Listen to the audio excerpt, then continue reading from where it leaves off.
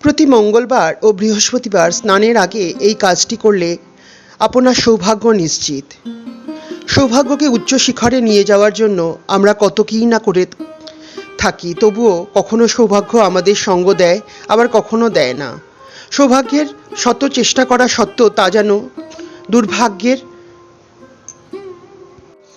মতোই আমাদের জীবনকে গ্রাস করতে থাকে। অনেকের ক্ষেত্রে দেখা যায় যথেষ্ট পরিশ্রম করছেন, অথচ তবুও অর্থের অভাব যাচ্ছে না। এই সৌভাগ্যের অর্থ ভাগ্য ফেরানোর জন্যে এই প্রক্রিয়াটি করে দেখুন, অর্থভাগ্য নিশ্চয়ই ফিরবে। প্রক্রিয়াটি কি? আমরা জানি দুর্বা ঘাস প্রভু গণেশের খুবই প্রিয়, আর অন্যদিকে তুলসী গাছ দেবী লক্ষ্মীর প্রতীক। আমাদের কি করতে হবে? আমাদের করতে হবে মঙ্গল ও বৃহস্পতিবার স্নানের আগে 5টা বা 7টা তুলসী পাতা ও সাথে 5টা বা 7টা দুর্বা ঘাস একসঙ্গে নিয়ে তা থেতো করতে হবে। এই বস্তুগুলো থেতো করে যে রসটি বেরোবে তা হাতের দুটো তালুতে লাগান, এমনকি সম্পূর্ণ হাতেও লাগিয়ে নেওয়া যায়। তারপর যখন হাত দুটি শুকিয়ে যাবে তখন ভগবান শ্রীবিষ্ণুর উদ্দেশ্যে এই মন্ত্রটি পাঠ করুন।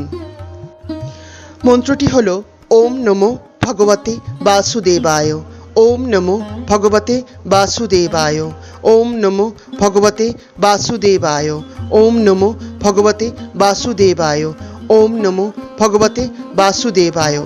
এইভাবে এই মন্ত্রটি 11 বার পাঠ করুন। এরপর ভগবানের উদ্দেশ্যে নিজ নিজ সমস্যার কথা জানিয়ে প্রণাম করে তারপর স্নান করুন, উপকার নিশ্চয়ই পাবেন। এটি একটি অসাধারণ প্রক্রিয়া যা অর্থভাগ্য ফেরানোর জন্য ব্যবহার করা হয়ে থাকে।